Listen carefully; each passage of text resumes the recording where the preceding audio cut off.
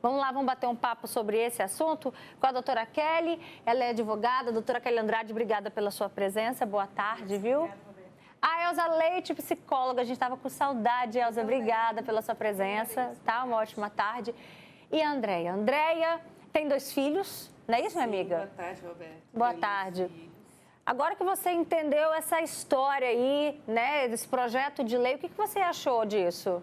Eu acredito que Deixa eu só conferir seu microfone aqui. Peraí, que tá desligado. A gente está ao vivo. Pronto, ligadíssimo a partir de agora. Vamos lá. Boa tarde. Eu acredito que é um respiro para todas as mães solos que, como eu, né, sempre batalhou para a questão de garantir o direito da criança, que a gente não quer nada mais, nada menos do que o direito dos nossos filhos. Há quanto tempo seus filhos estão sem receber a pensão, que é um direito deles? Bom, eu tenho um que vai fazer 1 ano e eu tenho de 14 anos que ele não recebe a pensão, a devida pensão. Ele recebe uma ajuda de custo da avó. E ele já é um adolescente que ele precisa das coisas dele, né? Que adolescente vai tendo outras demandas para serem atendidos e é complicado.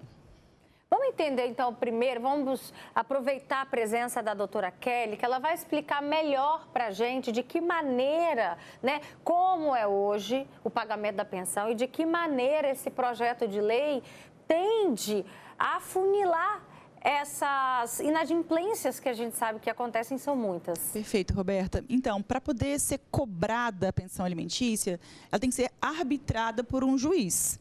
Então, enquanto isso não acontecer, o pai não é obrigado legalmente a pagar, ele é obrigado moralmente. Ele é obrigado a sustentar o seu filho, né, que ele colocou nesse mundo. Mas enquanto o juiz não fixar uma pensão alimentícia, não há uma obrigação que possa resultar numa prisão civil, por exemplo. Bom, então o primeiro passo é ter uma obrigação alimentar definida pela justiça. Hoje, como funciona? Geralmente, quando há uma sentença de pensão alimentícia, o juiz coloca as 2 condições. Se trabalhar com carteira assinada, é tal percentual descontando da folha de pagamento. Se estiver desempregado ou com um vínculo que não é comprovado judicialmente, né, nesse caso fica tal percentual sobre o salário mínimo. Então, é muito comum ter a fixação de pensão para casos de vínculo empregatício com e sem vínculo empregatício. Quando tem vínculo empregatício, então o juiz pede um ofício, uma cartinha lá para a empresa e fala, olha, a partir de agora, desconte da folha de pagamento desse pai, dessa mãe, que vai ofertar a pensão alimentícia. Tal é o percentual por mês. 15, 20, 30, né? Cada caso é um caso e um percentual. E aí a própria empresa desconta da folha de pagamento e coloca na conta do credor, que é a conta administrada pelo pai, a mãe, que está com a guarda da criança, com o celular de referência. Bom, esse percentual também incide sobre 13º, férias e outras verbas às quais o filho tem direito de receber pensão em cima delas, né? E quando trabalha sem vínculo empregatício, como funciona? Aí é a parte difícil de comprovar a renda real, porque muitos simulam que estão desempregados, mas têm outras formas de vínculo, como uma empresa. E esse projeto que está em tramitação, que a gente espera que seja aprovado, porque ele visa satisfazer essa obrigação alimentar e dar a quem de direito, que é o menor. A pensão é para o filho.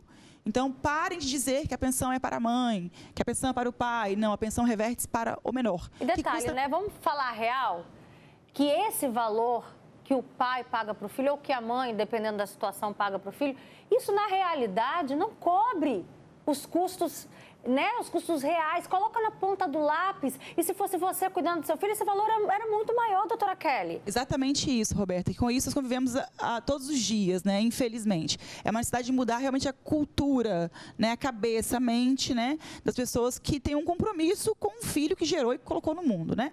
Mas, enfim, passando esse projeto, sendo aprovado em todas as fases, comissões, né, indo para as casas legislativas competentes e sendo, por fim, né, avalizado pelo presidente da República, sendo publicado e valendo essa lei, como vai funcionar? Se o devedor de pensão está desempregado, por exemplo, e trabalha como empresário individual, tem uma PJ, uma pessoa jurídica, o banco é autorizado a descontar diretamente da conta dele que ele movimenta, o PIX, e acreditar na conta do genitor que cuida do filho ali, a pensão alimentícia. Então, isso faz com que diminua as fraudes que giram em torno do tema pensão alimentícia. Tentativas de burlar, né, que a gente sabe que acontecem. Vamos lá, manda pra gente a sua opinião, seu comentário, suas perguntas, suas dúvidas sobre pensão alimentícia. A gente já tem aqui um comentário. Boa tarde, Roberta. A minha tem 11 anos, até hoje não recebi, o pai foi preso. O pai foi solto, não pagou e até hoje, já foi no fórum, o juiz determinou a prisão. Aí ele foi preso, foi solto, não pagou até hoje. Daqui a pouquinho a doutora Kelly pode comentar pra gente casos assim. Mas antes, Elza Leite, é muito triste a gente pensar, né? Só o fato do genitor, né, a genitora não sustentar o filho, isso daí já causa uma profunda tristeza, né? A gente está falando de algo que é direito da criança. Quando a gente pensa, né, nessa negligência financeira que o genitor, seja a mãe ou o pai, porque mãe também dá pensão, faz com o filho, ele está furtando o filho o direito de ter garantias básicas de vida, né? Escolarização, alimentação, vestuário, medicamento, enfim. Só que não é só a questão material. Tem uma questão emocional por trás daquilo. Se um adulto, né, precisa aí ser pontuado para ele diante de juiz, de que ele tem que dar para o filho as necessidades básicas, a gente já tem que entender que essa pessoa precisa rever os conceitos morais, né, a responsabilidade afetiva, porque você precisa ir para o juiz imputar para você uma coisa que é básica, né, que é humana, você já vê que esse sujeito precisa ser bem trabalhado aí na questão precisa de lei da ética, isso, né? Exatamente, da questão da ética e até das emoções. E a criança, né, futuramente vai saber que a mãe às vezes passou muitas necessidades, que ele não pôde estudar numa escola legal, que ele não pôde se alimentar bem, ele vai comparar a vida dele com outros coleguinhas, e isso tudo vai gerando nele rejeição, revolta, desprezo, sensação de não ser importante, de não ser amado. E essas marcas vão aparecer na adolescência, na vida adulta. Aí, às vezes, você vê o menino aprontando todas e mais algumas, entrando num processo virando, né, um delinquente em delinquência. Por que está acontecendo isso? Às vezes, lá atrás, aquela criança foi negligenciada do ponto de vista material e emocional. E as emoções dela agora estão repercutindo aquilo que faltou como base, ou seja, fizeram o filho, mas não cuidaram do filho. Então, ter filho é uma coisa muito séria, é uma responsabilidade eterna para as pessoas. Isso precisa ser revisto. Então, assim, quando uma mãe ou um pai precisa ir para a justiça, colocar isso para garantir direito, poxa, você está lidando com alguém que não tem um mínimo de consideração por um ser que não pediu para existir e que não tem nenhuma responsabilidade nesse processo, porque muitas vezes o homem tem ou a mulher tem o dinheiro e não dá porque é antiético, porque é negligente, porque está tentando punir a outra parte, porque não quis o filho, mas aconteceu. Uai, você não quer ter filho, então você não faz sexo. Ponto. É a melhor maneira de evitar. Ou previne. Então, né? assim, né? Então, previne. Tenta jogar, sabe, a culpa para a criança e a criança fica ali comprometida, sofrida por conta disso. A Jennifer participa com a gente, seria uma maravilha nessa nova lei. Meu caso, para receber algo é uma guerra. E quando recebo, o indivíduo acha até que um chinelo que compra para mim é com os R$300 que ele paga. Vamos falar a verdade. R$300, R$400, R$500. Gente, isso hoje, a nossa realidade, isso não sustenta uma criança. Não sustenta. Porque se vocês estivessem vivendo juntos, vocês sabem, o casal, enquanto está ali junto, sabe que esse valor não sustenta uma criança. Por que separado vai sustentar? Não é verdade? Aí que se torna ainda mais difícil. Boa tarde, a pessoa... Cadê? Boa tarde. Como é que fica a questão da pensão quando o pai está preso? Como é que faz nesse caso? Outro comentário. A minha filha tem uma síndrome rara. O pai não paga a pensão fixa. Trabalha por conta própria. E teve um outro comentário aqui que isso acontece muito. Parabéns pelo programa, boa tarde. Quando o cidadão ou cidadã trabalha com carteira assinada e tem um extra, como é que funciona, doutora Kelly? Bom, são 3 perguntas na sequência. A primeira delas em relação à prisão. E aí, quando é preso, né, que o prazo vai até 90 dias de prisão civil, ele assume a consequência de ser preso, a dívida morre? Não morre, continua.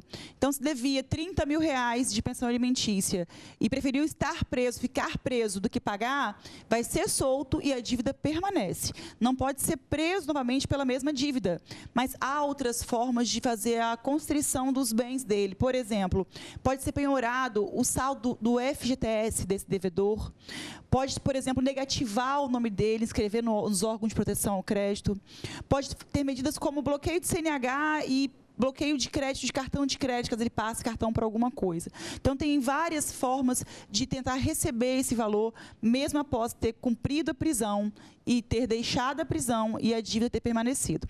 Essa é a primeira pergunta. A segunda delas é em relação quando o devedor está preso, como fazer? Existem os alimentos avoengos, que são aqueles cobrados dos avós. E tem que cobrar de ambos os avós, daqueles de parte de pai e parte de mãe.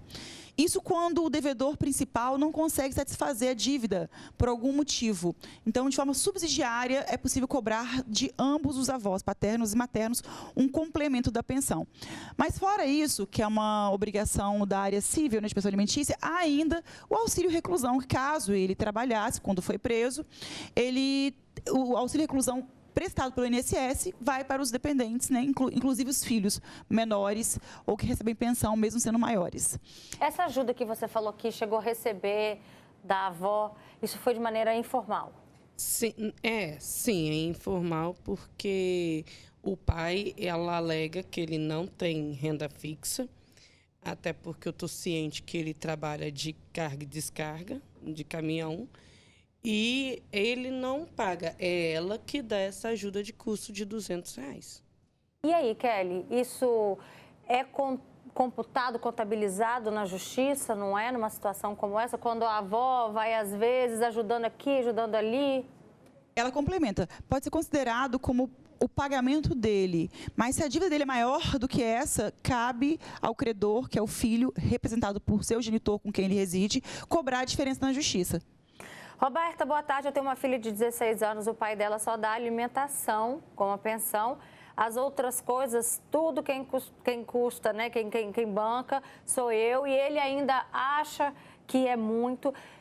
Gente, como é que fica na cabeça de uma adolescente? A gente já está falando de 16 anos que entende muito bem as coisas, né? Daqui a pouco a Elza pode falar para a gente sobre isso. Boa tarde. Até quantos anos os filhos têm direito à pensão? Na separação, eu fiz um acordo de redução da pensão, pois na época a mãe tinha outra dívida e já faz tempo que ela terminou essa dívida. Como é que eu faço para voltar ao valor normal? Então, aproveitando aqui, Kelly, essa pergunta. Vamos lá. São duas situações, né? A primeira pergunta é referente à idade. Até que idade é obrigado? Até alcançar maioridade civil, mas 18 anos. Mas caso continue estudando e permaneça a necessidade em razão dos estudos, vai até terminar os estudos. Então, se eu vou me formar com 23 anos, a pensão vai até os 23 anos. Então, os juízes mantêm a pensão após os 18 anos em caso de estudo e de manutenção da necessidade, né? Ou por outro motivo, se o filho ainda tem algum tipo de incapacidade, né? É alguém que precisa realmente de manter aquela pensão alimentícia. Esse é um ponto, Roberta, mas tem que lembrar o seguinte: se existe uma determinação judicial para o pai ou a mãe pagar uma pensão alimentícia, mesmo que o filho faça 18 anos de idade, o pai tem que entrar na justiça. Então, aquele que está pagando os alimentos, o pai ou a mãe, vai poder pedir a exoneração dessa pensão. Porque enquanto ele não fizer isso, ele continua sendo obrigado a pagar. Então, só pode suspender o pagamento quando o juiz autorizar a exoneração da pensão. Depois que o juiz autorizar, está liberado. Até lá, é obrigado ainda a pagar. A outra pergunta que ela fez, na sequência, foram duas. A primeira foi sobre a questão da idade e depois teve outra. Que a mãe tinha uma dívida na época. Isso, muito bem. Esse caso é o caso de modificação da pensão, a revisão da pensão. Tem muitas dúvidas nesse sentido. Doutora, quando que eu posso pedir a revisão da pensão para aumentar ou para reduzir? Quando houver alguma mudança da situação econômica de ambos, uma necessidade maior do filho e uma possibilidade maior do pai. Então, a pensão alimentícia não é o mesmo valor para sempre, não. Não é uma coisa imutável, não. Pode ser alterada a pensão alimentícia, desde que haja uma mudança na situação econômica, tanto de quem recebe os alimentos, aumentando a necessidade, quanto de quem fornece, aumentando a possibilidade. E aí, quando você viu que aquele valor está insuficiente, você pode sim pedir uma revisão da pensão alimentícia. Elza, eu separei um comentário aqui. A gente está trazendo a Andréa como um ponto de vista da mãe, né? Que acaba, inclusive, trazendo uma sobrecarga para essa mãe. Agora, olha só o relato de uma filha que chegou para a gente. Boa tarde, Roberto. Eu tenho 23 anos e nunca recebi nada do meu pai. Até quando eu procuro ele para conversar, é difícil. Eu não tenho mágoa nenhuma dele, graças a Deus. Que bom que essa jovem não tem mágoas do pai, mas só dela estar trazendo esse relato já é uma forma de desabafo, né? Eu lamento que ela esteja vivendo isso, lamento por todo mundo que viveu e eu também vivi isso na pele. O que acontece? Primeira coisa, a referência que você vai ter desse sujeito é que ele não tem responsabilidade e ele é um imoral. Segundo, você vai se sentir roubado e marginalizado, porque se ele cumprisse com o dever dele, a outra parte não ficaria pesado. Então, a mãe seria mais presente, a criança teria acesso a várias estruturas. Essa criança, ela cresce revoltada e se questionando, né? Poxa, a pessoa, ela me negou o direito de comer direito? Ela me negou o direito de me vestir? E ela fala até de uma conversa. Às vezes a criança ela precisa procurar ação social, né? De igreja, foi o meu caso, ação social, bairro, um parente, uma avó, para poder ter o suprimento básico. Só que o futuro chega, a velhice chega. Né? E aquele pai que poderia ver o filho, né, se desenvolver, se formar, se estruturar de maneira saudável, de maneira equilibrada, ele proíbe a criança de viver isso e ele também não desfruta dessa presença, desse afeto, desse vínculo e desse desenvolvimento. Então, ele rouba a criança do ponto de vista material, mas ele também sofre perdas que ele só vai se dar conta disso quando ele envelhecer. Teve uma paciente minha que falou assim, olha, eu preferia não ter o nome do meu pai, porque por eu ter o nome do meu pai, agora eu sou obrigada a custear ele e eu nunca nem vi esse homem. E eu entendo a reflexão dela, ou seja, nunca foi presente, nunca deu nada, nem o básico, nem uma troca, e agora a lei me obriga a cuidar. Ou seja, olha que pesado. Então, assim, eu passei por isso, infelizmente, né, meu pai não pôde ver, né, meu pai tirou a pensão por uma guerra com a minha mãe aos 14 anos, ele tinha me dado uma casa, e minha mãe adoeceu, foi quando eu assumi a casa, então, quando eu fui fazer, eu comecei meu dia da faculdade, meu primeiro dia de faculdade, eu enterrei meu pai de manhã e à noite eu comecei minha aula. Hoje eu sou uma mulher próspera, abençoada, mas meu pai não pôde desfrutar disso. Minha mãe recebe toda a dignidade possível com o meu recurso. A velhice do meu pai poderia ser mais confortável, mas ele não se permitiu fazer isso. Então, assim, ele também perdeu. Aí, quando ele foi se arrepender, já não tinha mais chance, tá? Então, assim, a vida cobra caro de quem deixa a desejar, do ponto de vista moral, do ponto de vista emocional, do ponto de vista espiritual, do ponto de vista do vínculo. O tempo é o senhor de muitas coisas. E enquanto isso não acontece, o que a gente pode fazer é, às vezes essa mãe trabalha triplicado e ela acaba sendo ausente e depois ela se queixa, né? O que faltou? Faltou tempo para você, querida. Faltou apoio, faltou rede de apoio, não faltou amor. Você precisou, não se culpe. Às vezes a mãe vê o filho num momento ali, né, vivendo um estado de delinquência e ela, onde foi que eu errei? Não foi você só quem errou, ele também, né? Essa responsabilidade também é do pai, porque o pai presente faz toda a diferença na vida do filho. Eu estou falando mais dos homens, porque a grande maioria são os homens que negam. Então, assim, é muito triste para a criança, é triste para a mãe ou para o pai que está vivendo para isso, e a sociedade tem todo um reflexo disso também, né? A questão da educação, a questão da marginalização que o sujeito se coloca. Às vezes o menino vai buscar vínculo fora do contexto que é bacana. Aí o traficante abraça, por que aconteceu? Não, é porque você não fez sua parte. Uma fala cirúrgica da Elza que foi como, não foi um recado indireto, não, foi uma direta mesmo para todos aqueles que não cumprem o seu papel de pai, de mãe, na educação, né, no custeio disso tudo.